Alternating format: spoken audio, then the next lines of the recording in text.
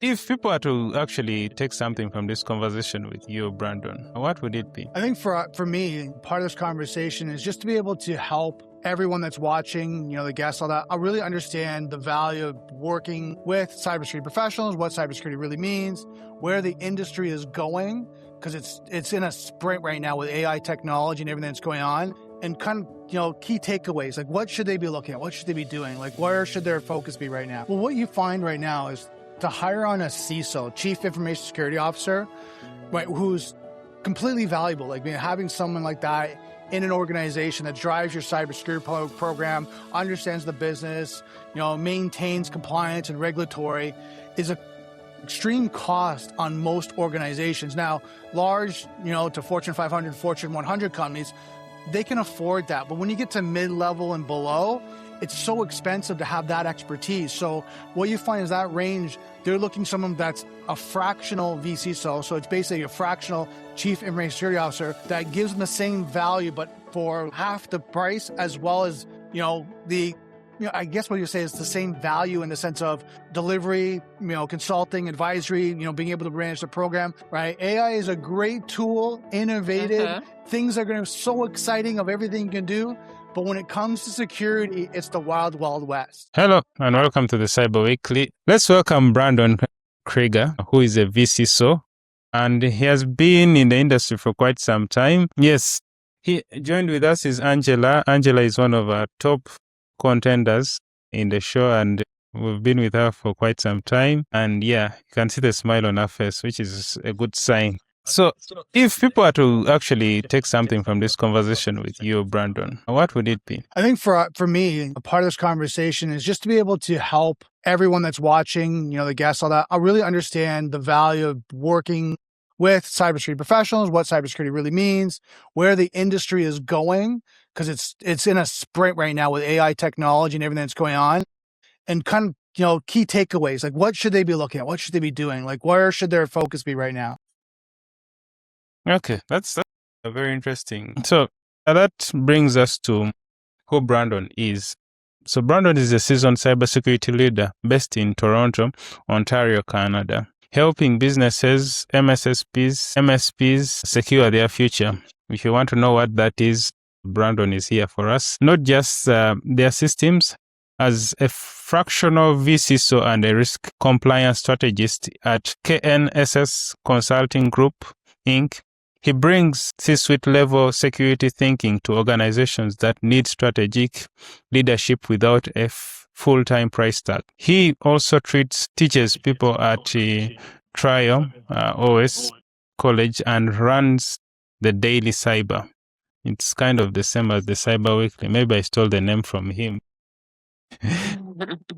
Yeah, which he talks about the truth about cybersecurity, a platform dedicated to cybersecurity knowledge accessibility to everyone.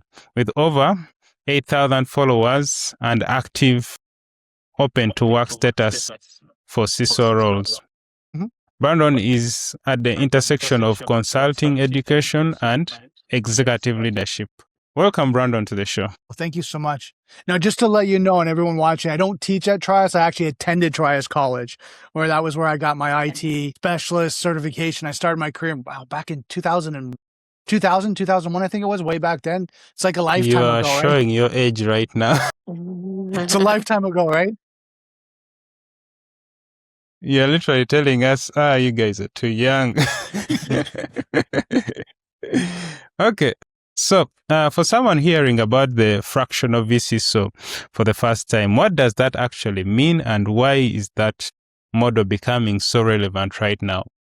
Well, what you find right now is to hire on a CISO, Chief Information Security Officer, right, who's completely valuable. Like having someone like that in an organization that drives your cybersecurity program, understands the business, maintains compliance and regulatory, is a extreme cost on most organizations. Now, large, to Fortune 500, Fortune 100 companies, they can afford that. But when you get to mid-level and below, it's so expensive to have that expertise. So what you find is that range, they're looking for someone that's a fractional vCISO. So it's basically a fractional Chief Information Security Officer that gives them the same value, but for half the price, as well as, the I guess what you say is the same value in the sense of delivery, consulting, advisory, being able to manage the program. The guy do anything from helping them manage their staff, their third party, HR, compliance, regulatory, their technical systems, their projects, the third party due diligence. So you kind of have that expert that's coming in, helping you manage that and being able to give you that security expertise. So for companies like mid-sized to smaller companies that can't afford a CISO, the vCISO is actually something that is in line with what they need. And with compliance and regulatory right now and insurance, they're required to have either a vCISO or a CISO part of their organization driving it. If not, they're now having problems with insurance, compliance, regulatory, their partners, their vendors. So it's something that we're starting to see now. It's more essential for any organization that's running right now. Yeah, it's actually, especially in Uganda here, it became mandatory for every banking hall to actually have what? A CISO. So you started to come up with people. You find that most of the Ugandans right now, because of that, there are so many CISOs in the country. Otherwise, earlier than that, we didn't actually have CISOs. It was more of a vCISO kind of role, or actually did exist. Yeah. So, yeah. Well, then, and to your point, to Angela's point, sometimes what happens, you have the person wears multiple hats in smaller companies. You have the IT person who's the network engineer and software development and running security, but they don't have the capacity. Like they get burnt out. Yeah. That's true. Yeah, that's the reality. You're looking at one, I'm the IT, I'm the I'm everything. And sometimes I fix printers. Why are you exposing your employers like that? Well, the funny thing, but the printer part is the users who don't get it. Because when the printer functions, they always say, IT, that's not my job. But you always have to have like a solution. Well, and for Angela's point, right? She's kind of the master of everything. Yes. So you work with businesses and managed service providers? So to kind of give you a concept of who I work with MSPs as my partners and then refer me out and kind of work that direction. But I also work directly with organizations from healthcare to automotive to finance, legal, right across the board at all different verticals and industries. And I work with them because what happens is some of the MSPs don't have the expertise, right, and that knowledge to have someone come out and work with their customers. So a lot of times I create those partnerships that I'm able to do that with them. Okay. That's interesting. So you're just basically a building rock for most of the MSSPs which exist and MSPs. How different is conversations when you're talking to small business owners versus managed service providers when you're talking about MSSPs and MSPs? Well, when Could you're you talking first to small define company, MSSPs and MSPs for anyone who doesn't know? For sure, 100%. So what you look at is, and I'll give you kind of a bridge between internal staff and external staff. Internal staff is your IT environment, your help desk, your site services, your network infrastructure, your software developers, kind of all that. Well, what happens is some companies don't have the budget to build out that IT and resources in that team. So they look outside for like a managed security or managed solution provider, which is your MSP, which is generally focused around IT. And then what happens, you're looking for your MSSP, your managed security service provider.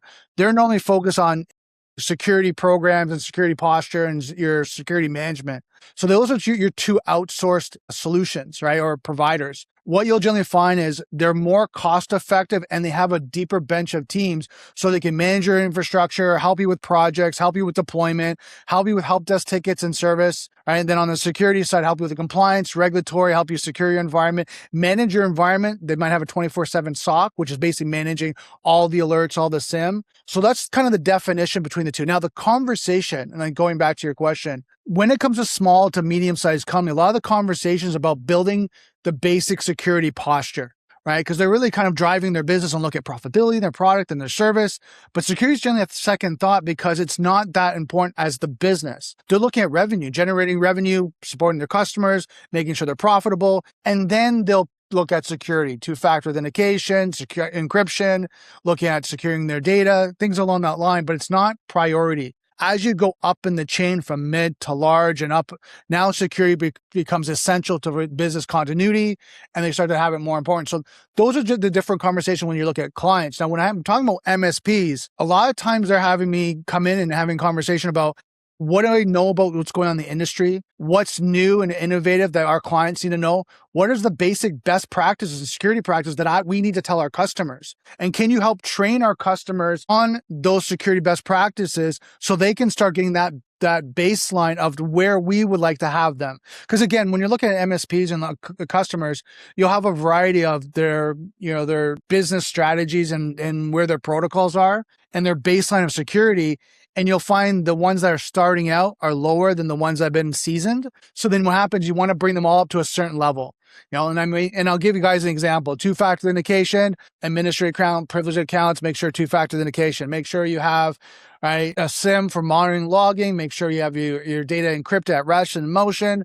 Make sure you have your email phishing campaigns. So these are generally basic things where you're saying, okay, like, do you have these in place? And when they start checking them off, it's great. When there's like, no, that's when they bring someone like me in to have those conversations. Yeah, that is interesting. But now sometimes it's very controversial, especially if an organization feels there's always that thing of we have never been hacked before, business is moving on smoothly. How do you bring them still to the table?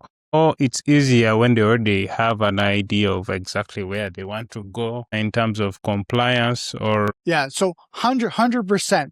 If someone's getting compromised, their house is on fire, they're looking for the fire extinguisher. They're looking for the water to put the fire out, right? And that on our side with IR and all that, they're looking to solve that to stop the bleeding, stop the fire, right? So if they're in a ransomware, a business email compromise, or network intrusion, they're looking for immediate remediation. So, I mean, they're a lot easier to work with in the sense of security postures and programs. You never want to get a customer at that point. It's, you never want to have them go through an incident. But to your point, when you're starting out and you're talking to a company that's never dealt with an incident, company doesn't really kind of value security against the rest of their programs and what they're doing, you start to have these questions about what happens if. What happens if you do get a ransomware event? What happens? Do you have any colleagues that have gone through this? And it's not if, it's when. So when you have those conversations, they can say, oh yeah, a partner, a friend, a buddy of mine, another colleague had a ransomware event. Yeah, it was really terrible. Well, what did you learn from that event? Well, I learned their backups weren't good. They didn't have an endpoint protection. Do you think those are things that you need? And they're like, yeah, we should upgrade that. And you start to get them into that conversation, right? And you start to look at how can you start to slowly mature them to where they need to be. And then a lot of times, like you're saying, then insurance will push that. If they need, and in North America, again, I don't know the deal about yourself, but I know in North America, it's mandatory for businesses now to have, cybersecurity insurance. So if they don't have cybersecurity insurance, if they ever have an incident, they're on their own. Right. And a lot of companies and third parties and due diligence require that, hey, if we're going to do business with you, one of the key things is, do you have cybersecurity insurance? If you don't, we're not going to do business with you. Yeah. I think now, like in Uganda here, it's more of regulators, like the board which governs the Bank of Uganda, the one which takes, how do I put it? It's the regulator in the country as part of the government. So it mandates that, please make sure you have this, make sure you have that. And that helps. Also, we can't say that PCI-DSS has also not helped in terms of improving security, because for those who don't know, PCI-DSS is Payment Card Industry Data Security Standard. So if you're planning on using Visa or MasterCard, you're supposed to comply to those standards. So those ones, both of them are the ones which have kind of pushed the needle higher and higher and higher. So just like the one I've talked about, the CISO, it happened towards the end of last year or the year before. That's when they pushed for that. So that's brought about more jobs in terms of that. And the more the technology, the more the hits they're getting, the more jobs start to arise like that. So I think it's based on need most of the times. Well, again, like your point is, I think you go with your business compliance, and that helps to drive your security posture in your program. Yeah. And I also think it's based on the times. Yes. If an organization is hacked, that's when they start to take things seriously. There is need. That's when they put every solution there. Now that goes to the next point of the fact that you have so many solutions, but there are very few people monitoring those solutions. How do you address such an issue?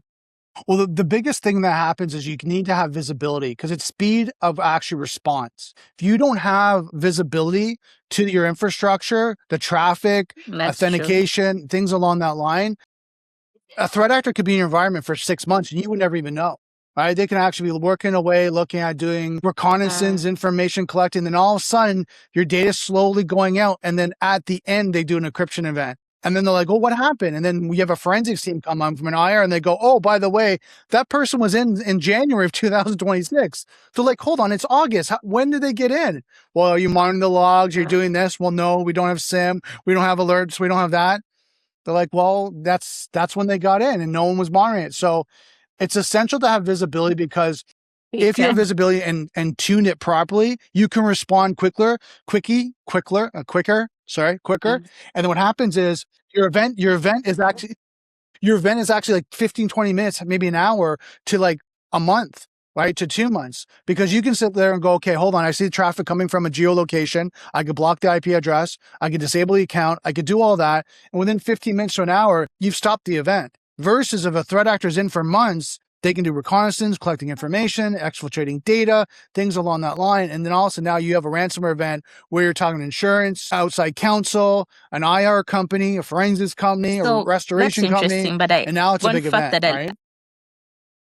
I've learned is that it's easier to work with people who have been hit because when the fingers are burnt, now they know the use. They can appreciate it better. The pain.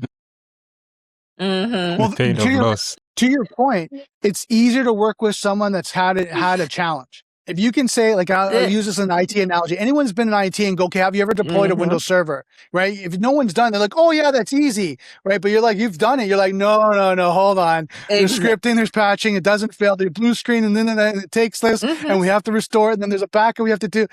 Anyone that goes, okay, I've done that. Like, I get that. I get the challenge. Same with an incident. They're like, whoa, our backups didn't work. We were with an IR company. Our servers failed. The hard drive failed. I'm never going through that again. Yes, and then, like you said, then they're at the point where they're like, okay, how do we fix this? Because we never want to go through this again. Right access to production infrastructure. And that's not a small task. Even with Fortune 500 security teams that won't grant trust to a stealth platform. How do you counsel clients who are excited about the AI but have not gone through the access implications? So one thing that we know on this call is that AI is not secure right now, right? AI is a great tool, innovative. Things are going to be so exciting of everything you can do. But when it comes to security, it's the wild, wild west. So we as security professionals have to put controls around that to make sure. And this is the things a lot of times where I talk to people, we're like, oh yeah, I put my financial data and I did all this and I did it on Claude's browser. I did it on that. And you're like, whoa. You know, you just made that open source, right? They're like, whoa, what do you mean? It's not secure. It's not private. It's like, okay, hold on. Time out. Yeah. What you got? 100%. There's YouTube videos talking about API certificates, right? And tokens that are widely available. You can just go to GitHub and find tokens that are out there. The point being is I generally go in and say, okay, how did you secure this? How did you follow software development lifecycle best practices, right? Did you go through the process of doing this in the development area, testing it, doing a vulnerability test, a penetration test? Did you do fuzzing on it? Did you make sure the code is secure? Did you do all that? If I don't hear that, I'm like, okay, you got to take a step back and do that because there's going to be errors in the code. There's not going to be security. You might have passwords in the code that you didn't really think that was there. There could be backdoors. And they kind of go, really? But Claude Code and ChatGPT isn't secure. I'm like, no, it's fast, but it's not security, right? It's fast at implementation. It can code really quickly. Python, HTML, any type of code, JSON, like it can do that really well. But it doesn't look at security first, doesn't look at doing best practices. It just gives you what you need so it functions, right? And then what happens when you get someone that knows what they're doing to do the due diligence, all of a sudden you're going back and reviewing the code and there's an error. That's not done properly. This is not done. So now that 2-week project now becomes 2 months because now they're cleaning up all the code. Yeah. So to your argument, you would be like, okay, definitely these tools are important. So how do you crack the balance between the two? So that's what I was saying. Like what I say is I'm not against AI. And some people are going to go, okay, hold on, you're anti-AI. No, do it in a controlled environment. Do it in a sandbox. Do it offline. Do it in a controlled environment. Do it with test data. Don't do it with real company data. See how it works. See what you're doing with application security, I've seen people do CRMs, to sales, to getting connected to the email, right? And automated email process. Like there's sky's the limit. Video editing. I mean, we can talk just every day. There's something new coming out that you can do with AI. But I always say with companies, do it in a sandbox with test data. Test it out. Do a proof of concept. Make sure it's secure. Make sure it's doing what you need it to do. And then when you sign off and you're going, okay, the application of our system works properly, then go through a fuzzing, vulnerability test, a penetration test. And then when you sign off and everything's right, then take it to production. Take it to the environment, then start using it company-wide. But if you don't do that through that due diligence and you just put something out there, all of a sudden now you're going to run into problems, either one, functionality, or two, security. So to that point, there is something which you talk about in your daily cyber podcast, which is around the truth about security. What truth were you finding wasn't being told? You mean like what kind of like through the years, the truth I'm kind of seeing more and more? That is not being told or being documented as much as you want people to actually know about it. So one thing is going through proper due diligence. A lot of organizations and companies sprint to get something out there, just to get it done. I want to get it done. But the truth of the matter is you move slow to go fast. You have to do your due diligence. And a lot of times companies talk about, we have to be efficient. We have to do this quickly. We have to make sure costs are down. We have to utilize the right resources. They push to kind of get a product, service, or solution out fast, but they don't do it. They don't do their due diligence. Then what happens is they run into problems. And then they start pointing fingers. It was that person. It was this person that did that. And that wasn't done right. In our industry, we're running into a big challenge right now. Say 5 years ago, things took time. And only because it's human in the loop, if it was me, my team, or your team, or whatever, they'd have to go through their process. But now since you have technology driving this, like AI, things are coming out faster, but the due diligence is not being supported, right? They're not going through that because they think, I'll just get AI to do it. I'll just get AI to roll that out. It'll be half the time. It won't take 6 months. It'll take 6 weeks. It'll take 6 days. And AI will do it right. And AI will have it out there. And we won't need the resources and the team to do the due diligence. And all of a sudden it'll be out there. And everyone will be good. And there's roses and picket fences and everyone will be happy until they run it. And all of a sudden there's problems. The customers say, hey, this is an error. This is what happened. I find my data's here. What's going on?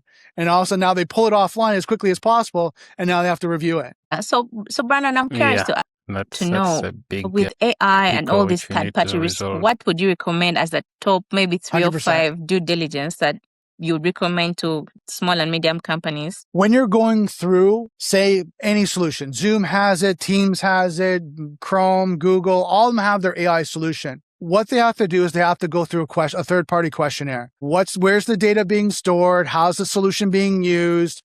Do you collect our data? If you do collect our data, do we own the data? Do you own the data? Like the due diligence they have to go through to understand how that AI is working. Because there's some tools that will record your conversation. And then also now, and I'll give an example, that data is now stored in China.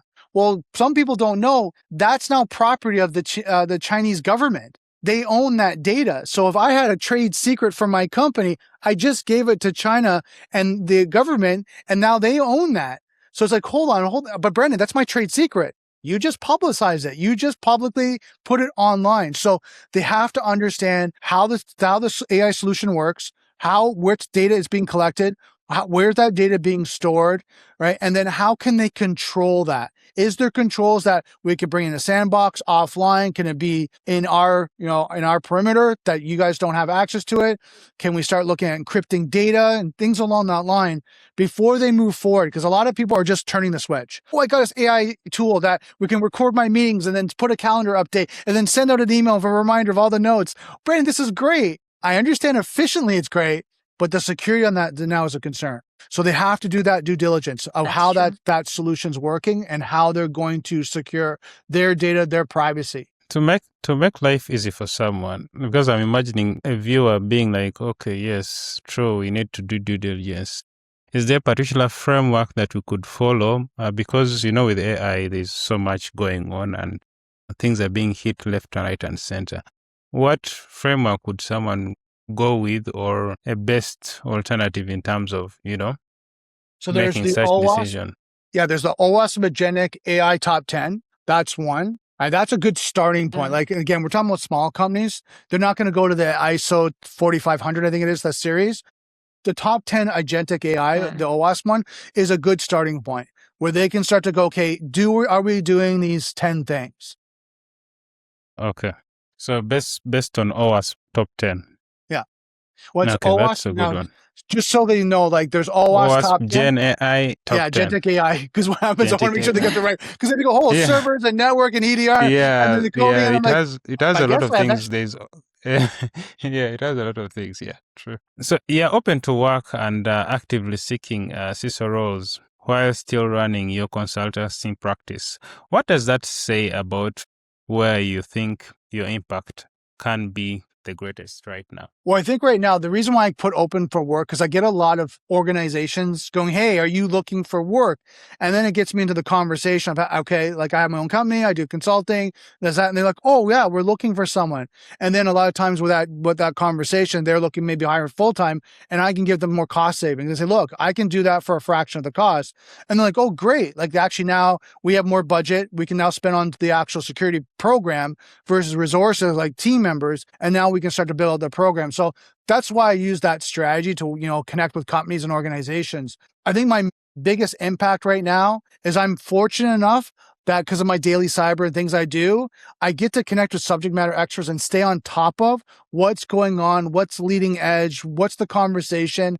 And sometimes I'm having offline conversation with these subject matter experts that maybe not be, streamed or recorded, but I'm getting to really see where companies, organizations, their customers are thinking, and now be able to bring that back to organizations and say, okay, just so you know, I have partners, experts, people I talk to, and this is where the industry is going. This is their concerns. This is the attacks. This is where organizations should look at security. And the other aspect of that, I think, is the key is I look at it from a threat actor's point of view, not a compliance point of view. Because sometimes with compliance, you kind of go, you need all this. You need to paint the brush. But I kind of go, okay, that's great, but where are threat actors trying to come in? Privileged accounts, email access, your perimeter, things along that, anything like that, that's what you got to secure first. I'm not saying don't do the rest, but the priority is making sure you protect your organization and apart from being compromised. Oh, we don't need that. Maybe we are not big enough. What other most dangerous misconceptions do small and medium-sized businesses have about their cybersecurity posture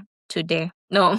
Well, the biggest one I heard align with what you're saying is what do they need from me? No one's going to hack me. Yes. No one's going to compromise me. I'm a small company. They're not going to hack me. Why would they hack the dog? Yes. I'm a dog grooming business. Why would they hack a dog grooming business? Deal. Right? But then all of a sudden they get compromised, a phishing campaign, they've got access to their bank account, and now they're going, oh my God, I wish I would have known. Any company that's online is susceptible to being compromised. Just to what extent is different. Now, something that people need to know is the smaller business have a larger impact, because if they get compromised and then they'll lose $50,000 and have to pay for resources, that's a massive impact for a small business. A larger organization to Fortune 500, Fortune 100, yeah, $50,000 is inconvenient, but they can afford that. And I've seen companies being in IR where they've shut down, like they've lost their business because of an instant response, like because of an IR incident. Yeah, definitely. The smaller, the bigger the problems. The problems are not ending, especially with AI being utilized by threat actors to actually perform attacks. In the wild, what are those attacks which you have seen, which have been very prominent while using AI? So right now you're seeing, and what I'll call a combination attack. Normally what you see is kind of a phishing campaign, or, someone chopping around at the perimeter and trying to get access, or an application has a port open. You kind of see, one attack vector that's happening. Now you're seeing them all at once. So companies going, okay, hold on. Like we're seeing like 3 or 4 different attacks happening simultaneously right across the board. Like what's going on? Have we been targeting the dark web or that? It's like, no, the threat actors are getting more intelligence of doing reconnaissance on these organizations and now attacking multiple fronts. That's the pain we are having. The guy comes out guns blazing every time. And to make it worse, to your point, they're hoping to get one. They get one entry, right? That's all they need. Yeah, and to make it worse, they share intel with each other. So 100%, right? And that's all, like, it's groups of organizations. And that's something that people don't know, especially small companies. They don't realize this is a share, like it's almost like a company, the threat actors. They have employees, staff, partners they work with. It's not like one guy with a hood in a dark room with a bright keyboard hacking away. They have like call centers. I know when I was working threat actor negotiation, they would say, hey, this is technical support for the ransomware engagement that you're dealing with. And you're like, really? Technical support? This is interesting. Okay. So, if a business owner is actually listening to this right now and they've never had a security assessment done, what's that one thing they should do this week? So I would say they should go through a security gap assessment. And what that really does is look at your critical systems. And I'm going to give people like just a blueprint of this. You look at your critical systems that are exposed to the internet. You work your way back in from the external systems to the internal systems. Critical systems like email, payroll, you look at your financial systems, right? Customer, if you're like invoicing, things along that. If you have manufacturing, all those critical systems that are exposed to the internet, at first what you look at and how do you secure them and are they secure? Then you start working into your internal servers and then you work to your endpoints and your employees. If you do that and kind of start to draw that map out, you'll start to say, okay, hold on, we're not secure here. We're not as secure as I thought. And that will give you kind of a gap assessment of what you need to work on. And then I would say recommend is work with a security expert, right, whoever that may be, and have them evaluate that and maybe even do their own assessment. And you can kind of see, is there something you don't know, right? Where they're going, hold on, there's a SQL server, there's this, I saw this IP address as I did kind of a port scan externally.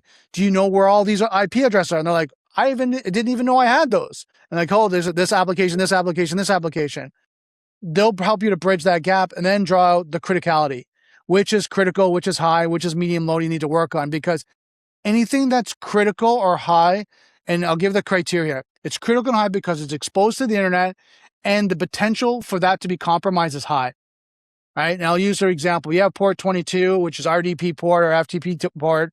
If you have a port RDP is 3389, but if you have one of those open, a threat actor will start to chip away at that one.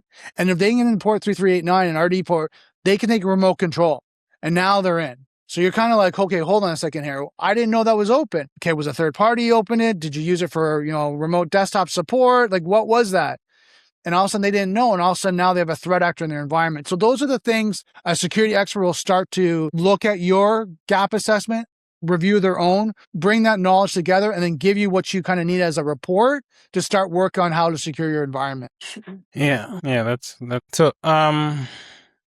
we are drawing towards the end of the show, and we had a lot. We shared a lot in terms of exactly what fractional vCISO is, what MSSPs are and MSPs are, and you have given us an idea of how best to handle AI. I need to rethink how I handle AI.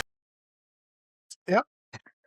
Yeah. Definitely it's helpful, but there's a lot of loopholes here and there. So if actually someone wants to become a vCISO like you, what are those things that you would tell that person to actually keep at it to actually reach that position you are right now? So if they're starting, and I'll give from scratch, net new, they were in some sort of career and they want to be a vCISO, first thing is learn IT, right? You got to know the IT infrastructure because you got to know what you're protecting, right? Going straight into security, a lot of times there's a gap because you don't really know network topology. You don't know data flows. You really don't know the infrastructure. You don't know that. So working in IT for 6 months to 1 year to get a really base, then doing like CompTIA Security Plus and getting a security, the security certification gives you an idea of the baseline of security, and start working as a security analyst and work your way up of alerting and ADR and SIM and what's kind of in the environment. Because those two combinations will start to work on, I now understand the environment. I understand what needs to be protected and why it needs to be protected because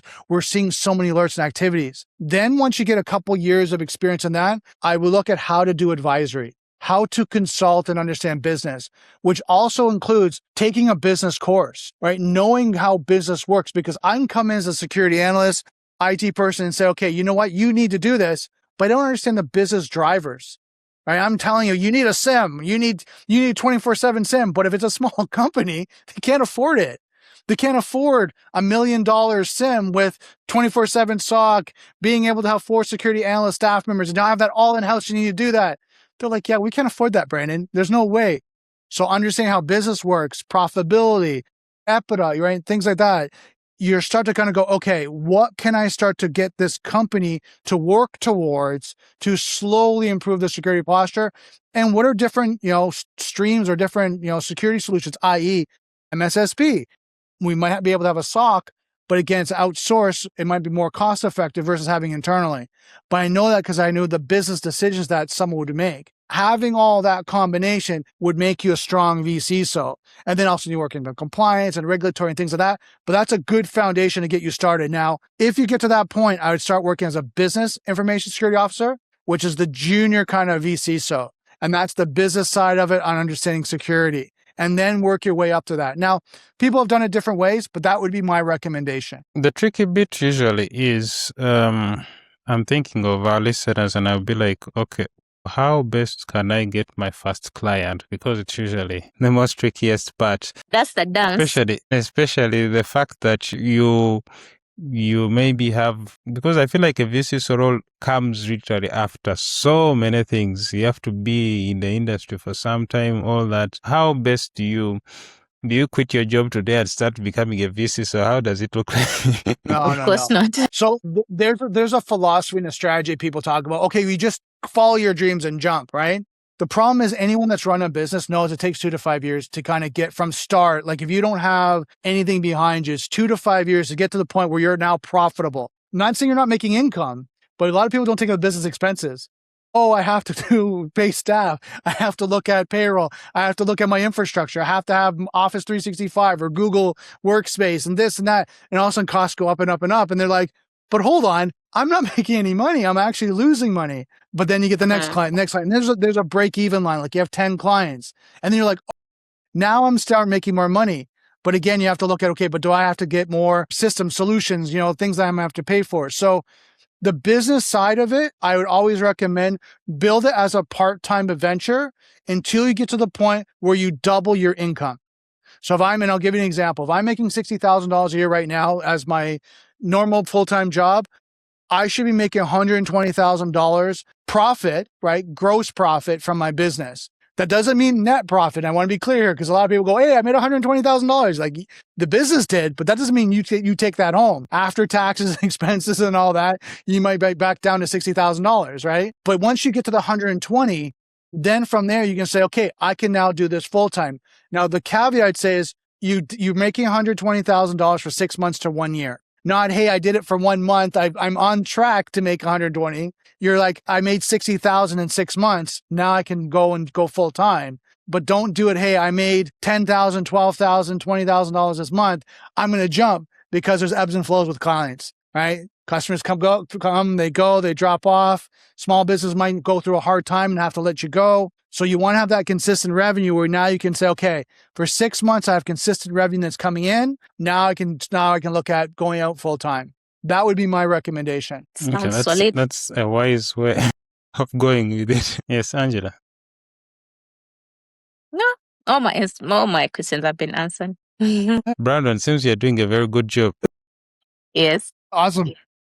Yeah. So, finally, you clearly someone who believes in sharing knowledge. What does cybersecurity get right about education, and where is it still falling short in terms of getting the needs out? Well, I think the challenge right now is that cybersecurity is such a moving industry.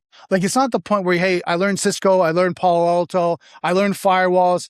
I'm good. I got a career in network security, then I'm fine. It's moving so quickly now that you're always a student of your craft. You're a student of the industry. And something that people have to understand, I explain this a lot of times where people say, hey, I want to get into cybersecurity. I'm like, do you like learning? Do you love learning? They're like, no, I just want to go in and get my job and then I'm done. Now people always say you're always learning something. Cybersecurity is not for you. And they're like, well, what do you mean? How can you say that so quickly? I know for myself and any person I talk to, you're always learning something new. I'm not a subject matter expert. I'm just ahead of the next person that's learning. If I'm saying with my AI right now, I'm a little bit ahead of AI, it's because I'm playing with it daily. I'm on it. I'm securing it. I'm talking to organizations. So I might be a little bit ahead of someone else, but someone else is learning. And Agentic and OpenAI, they're all coming up with new things. So tomorrow I'm going to have to learn something new. Next week, I'm going to have to learn something new, right? So someone that's going through, pick your journey of what you want to learn and then now dive into it. If it's AI and AI security and infrastructure, now that's your next 6 months of learning. Like you just got to do that. And then what's next? Then you look at data security, you look at databases, look at infrastructure. Okay, I got to learn that. And it just keeps evolving. So that would be my recommendation, is try to get a path of where you want to learn and just keep learning. Spend 15 minutes, half an hour each day. It compounds of just learning something, learning what you need to do. Because again, when you look back a month from now, 6 months from now, and you go, oh, what did I learn? You're like, oh my gosh, I learned a lot. But now you kind of go and you look at the industry, and I talk to Angela Dio and I go, okay, hey, what do I need to know? And they go, okay, did you cover this? Did you cover this? I'm like, no, I didn't cover all that. Okay, so I have to go now learn that now, right? So it's just evolution of just learning. That's Yeah. true. So as we are closing, first, I would like, guys, please subscribe to the podcast. Yeah. So we are moving, but we still need subscribers. Comment, like, subscribe. Finally, Brandon also has a podcast. So this is the time when you plug yourself in. So where can people find you? All that shenanigans? For sure. If people want to reach out to me directly, I have my LinkedIn account. I think you're going to be in the notes, but it's linkedin.com/IN, then my name, Brandon Krieger. Connect with me there. Like, Dio was saying, I actually have every Tuesday a daily cyber that's live. We're talking to subject matter experts. You guys can ask questions and kind of go through that. Where we're right now, a lot of the subject matter experts are around AI, just because AI is such a big thing. But if you guys want to come out, listen, have conversation with subject matter experts, that's awesome. And then my website, KNSSconsulting.com, is my consulting. So if you guys need any help or assistance, just let me know. Okay. Thank you, Brandon.